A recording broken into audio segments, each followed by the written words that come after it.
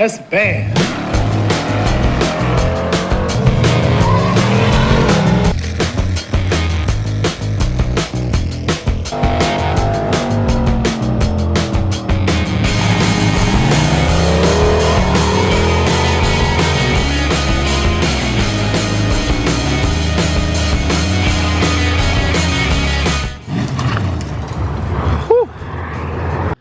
Alright, we got parts and we've made progress on a lot of stuff, to be honest. So for most of this video, we'll probably be working on the S10 because this thing needs like 2-3 days of work, maybe. And this thing should be running again, hopefully sooner. Well, no, it'll be running again, but it won't be ready to make any passes yet. There's still a few things I need to get. I need to get an AFR gauge. I need to hook up the True Boost. Some other things like that. I might have to get some piping for the crossover. I don't know about that just yet. Anyway, I have made just some killer progress on the Death Row Skylark with some help from Papatron. He came over, helped me with the front bumper. But check this thing out. It looks so much better. Look, we got the new rear bumper on it. We got the 71 bumper on it. Took the 72 off. The real difference is the 72 has like this rubber kind of deal around the tail lights. So I think the 71 just looks a little bit cleaner. Got that on. Fits great. I just barely started trying to cut and buff the paint there, so see a little bit of a difference. Like I said, just barely started, so try not to judge that too harshly. Got the front of it almost all together. The only thing not in it is the headlights, and I've got to make a little thing to hold the bottom of the fender there. The panel gaps aren't perfect. Like, I'm not super thrilled about them, but it kind of is what it is right now. And this fender over here is so jacked up, like just so tweaked that yeah, it was rough. This front bumper too, you can still see a little bit of evidence of how bad it was, but this was curled way out here from them hitting something. This was up probably 3 or 4 inches. This was all caved in and basically flat. That was bubbled way down. That, to be honest, I did not think that there was any chance of it even coming close to looking as good as it does right now. Like, it's obviously still tweaked, but my lord, if you had seen it before. I wish I'd gotten some pictures of it before, but this was a solid probably 7 hours, 6-7 hours worth of effort just tweaking on it, hammering it, holding it while we had it in the press over there, trying to just shape things. That, yeah, this was actually into the grill. Well, yeah, no, this was into the grill there. So I ended up hooking a chain to this and just tugged it a few times with the red truck. And I hammered out the fender a little bit because right through here used to be like caved in almost. To where we're looking a little bit better. You can still see it's not perfect, but I can kind of make some stuff to hold that hopefully a little bit better. I almost wish I had kept the inner fenders because there is just so much room in here that it looks ridiculous being this open. Just acres and acres and acres of space. But yeah, this thing looks real close. And to be honest, it's really not that far away from firing up and possibly driving. Like, I think if I focused strictly on this, maybe 2 weeks, just tedious little stuff trying to get it right. If I was doing nothing else but working on this, within the week for sure. Got the interior 90% together, 85-90% together. Backseat in, fits like it was made for it, oddly enough. Front seat's all bolted in. Man, just nothing has the feel of these old cars. They're time machines. Got the column shifter off, screwed the precision down. So then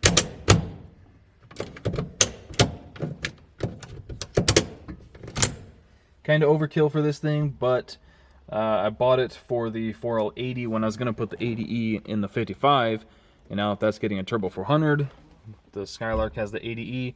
Seemed like a waste not to use it.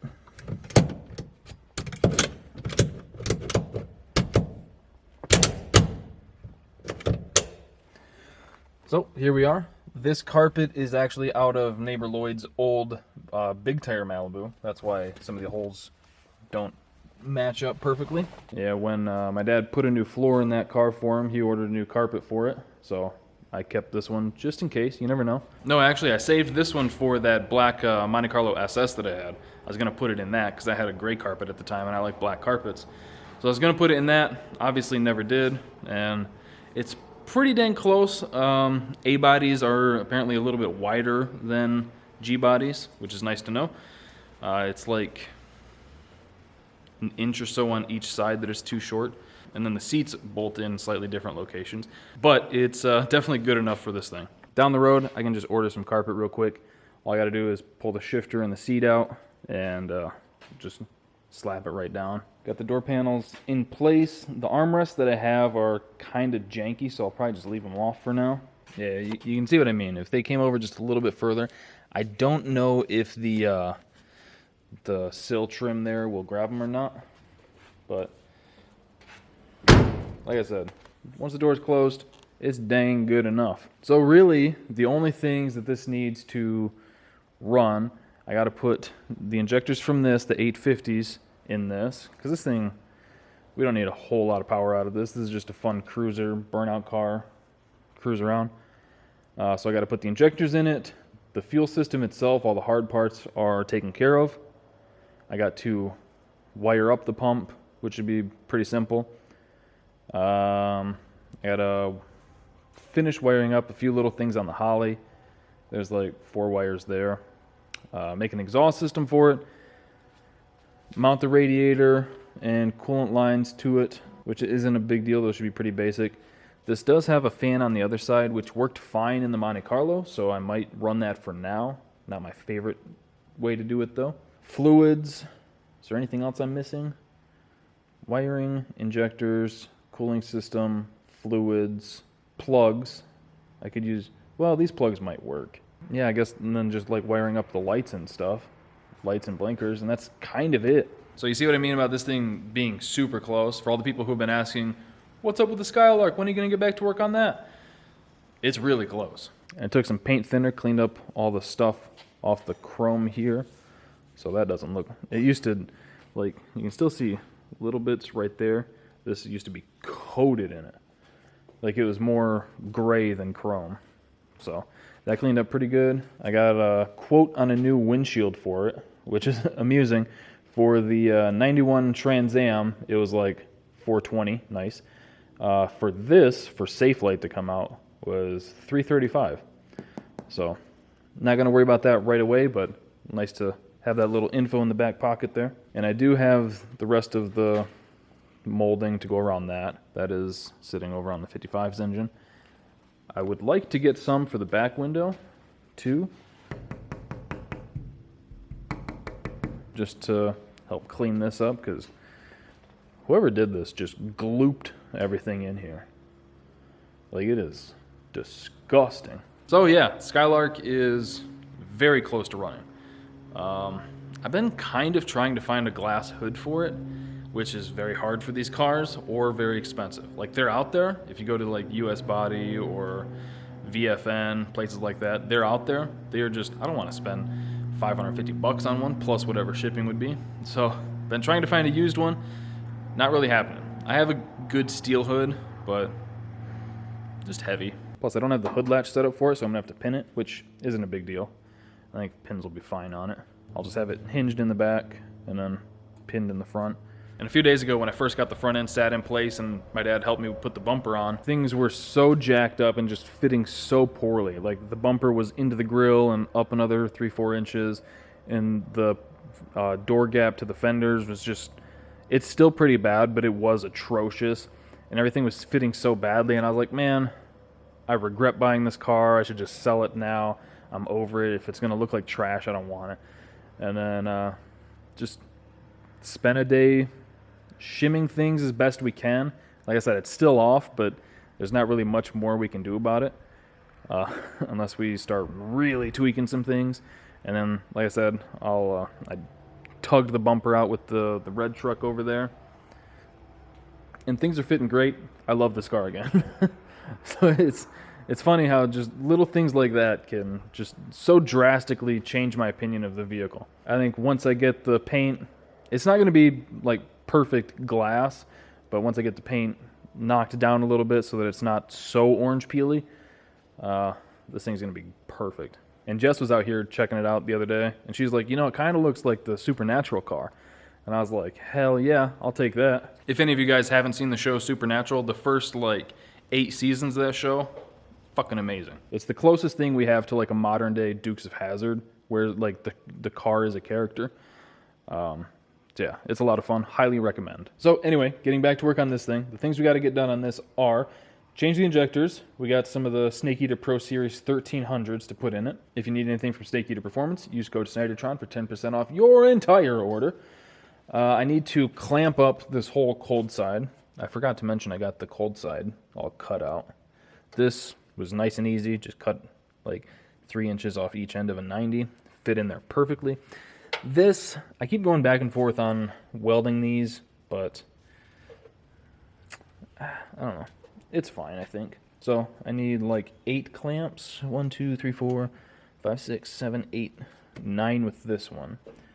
And then I can change up a few things on the fuel system. I want to switch it because right now it has -6 feed and return.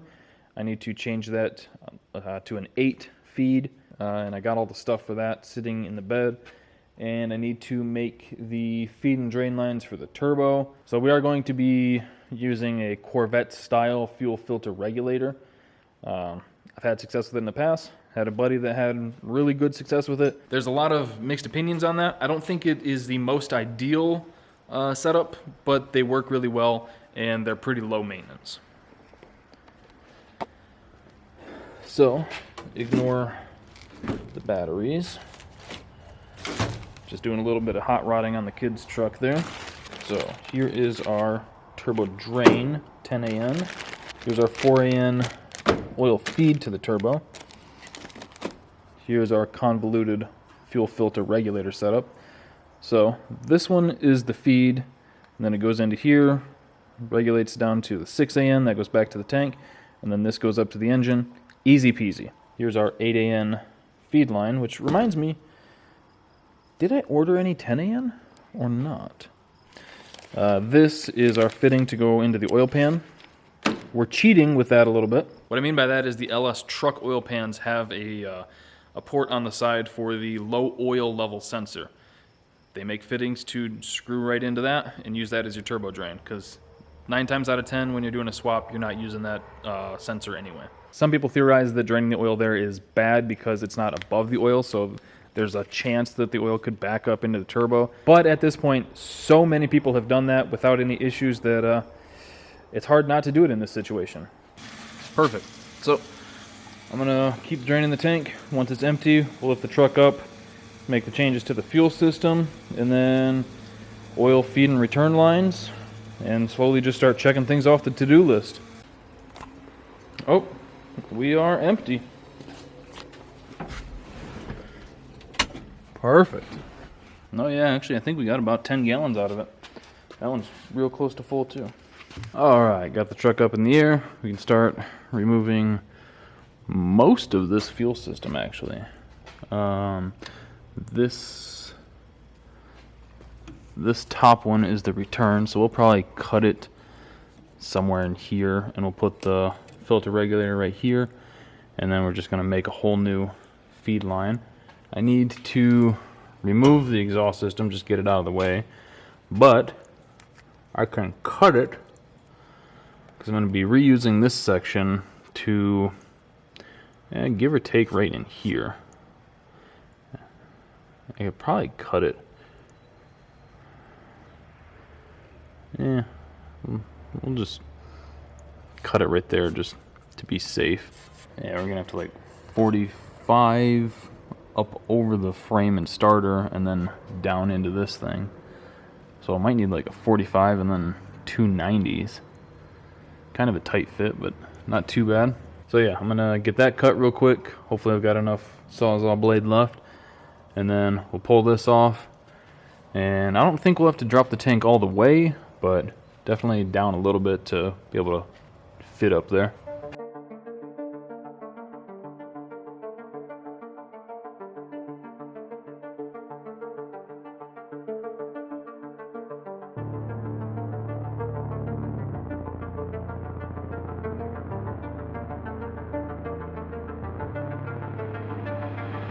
Alright, now that those are out of the way, you can kind of get a better idea what we need to do for the crossover. Looks like 45, maybe not even a full 45. Probably just get a cheapo 45, come out of there, 90 down, 45 into this, something like that. Probably use the expanded joints to allow for a little bit of an angle on them.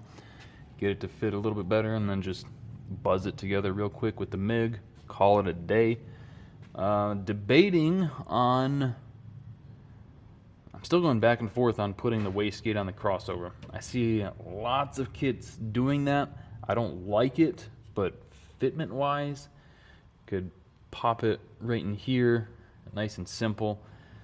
Where I want to put it on the log manifold isn't really the easiest spot. I might be able to figure something out though, because I'd rather have it on the log manifold. That way both banks are feeding into the gate instead of just this one. But like I said, I've seen lots of people, actually the one on the original RX-7 turbo kit, that was basically gating just the, I think it was passenger side on that, and that controlled boost no problem.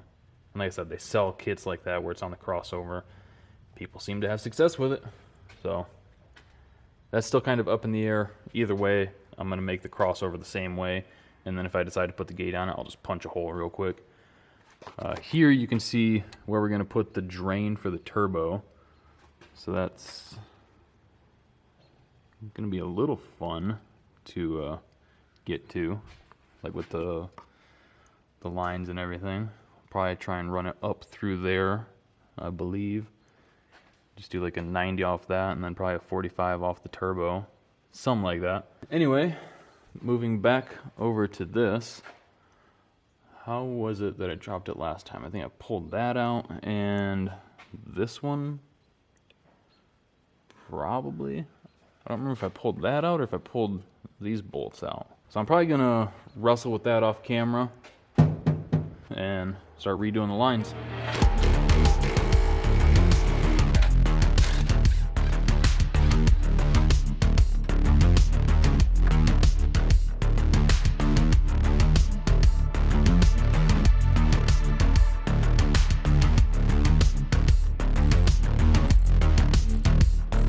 Alright, got the tank back in there, all buttoned up.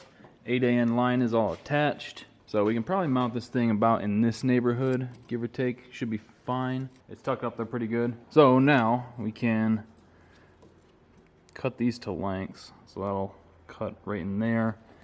This one right around in there, give or take. And then just the rest of this will go from there up to the fuel rails. Pretty simple stuff overall. That's what's nice about these. Very simple. So I'm gonna get those fuel lines buttoned up real quick and just be done with the fuel system. All right, fuel system is donezo. We should be able to support pretty dang close to like 650-ish at the tire. I might have enough stuff to start making the crossover, I hope. Because I know I've got a 45 there. Is pretty close to a 90 here. Might have some other stuff. And then if we can get that done, I might try to make a little pipe to come off here for the wastegate. That way, like I said, it's after both banks and it's bleeding everything off. That's what I'd like to do. Will it happen? Don't know.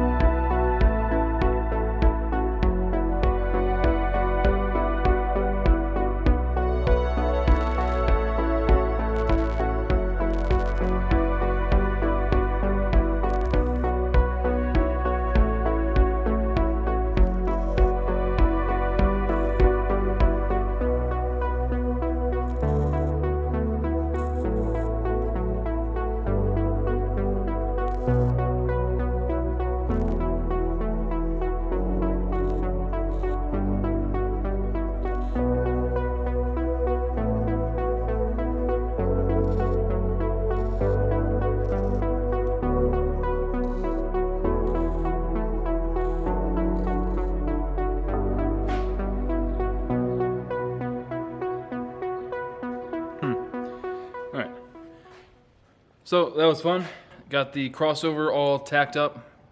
Fits pretty well. Got a small piece of metal in my eye that took probably 5 minutes to get out. But got it out, feeling great. And this thing fits pretty decent. Not too bad. Got it snaked around through there, nice and good. Clears the power cable, no problem. Doesn't touch anything over there. Got plenty of room to get to the bell housing bolts, leaving that on. Plenty of room to get to the tranny lines, which are going to be coming to the back here shortly. Yeah, this is actually pretty good fitment. So I'm gonna pull this off, get it all finish welded. Might wrap it, might not. Don't really know. It depends on how much wrap I have and how ambitious I'm feeling, but probably wouldn't be a bad idea to wrap it just in case like this flops over there. I should just put a P-clamp, screw it to the frame just so it can't. Everything's looking good so far. Just got to pull it off, final weld it. And yeah, if I was going to put the gate, I'd probably put it right here off this, perhaps. Pleasantly surprised. I didn't have to go out and buy anything else. This is all stuff that I had laying around. And see, just kind of slash cut those. It's gonna work. It's gonna work no problem. So I'm gonna pull that off, finish weld it, and then probably toss it back up there for the rest of its life, hopefully. All right, one more thing checked off the list. All right, got it all welded up, wrapped it over here where some of the wires and stuff are. It is what it is. I think it turned out pretty good. It snakes around the frame and everything perfectly.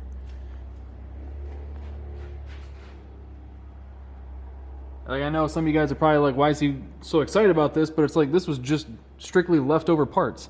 And look how good it turned out. Didn't have to ding in any of it. So, I am very stoked. Quite stoked. So I was about to call it for the day. Go inside, cool off, clean up a little bit.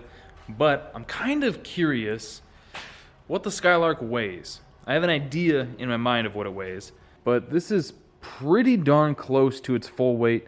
Just minus like fluids, hoses, hood, which the hood is probably 40 pounds, I think. I think I might put it on the scales and see what it's at. So leave your guesses in the comment what you think it's gonna be. I'm going to guess, man, I think this car is gonna be pretty heavy. I'm gonna say like 35, 20. I think 35, 20 without me in it is what I think it's going to be. So leave your guesses in the comments, and I'm going to throw this thing on the scales real quick. All right. Scales are all settled, zeroed out. You're not quite up high enough. Okay, let's see what the rear weight is. Rear weight is 1415. Okay. Ain't too bad.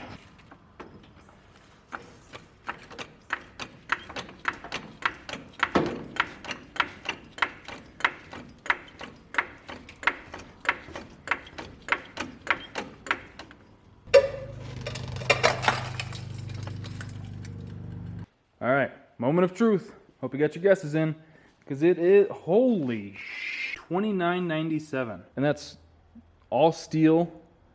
Full interior with the bench seats. That is astonishing. And on that bombshell, it's time to end. Thank you guys for watching. Hope you enjoyed it. Thank you for subscribing, clicking that bell to get the notifications. I'll see you next time.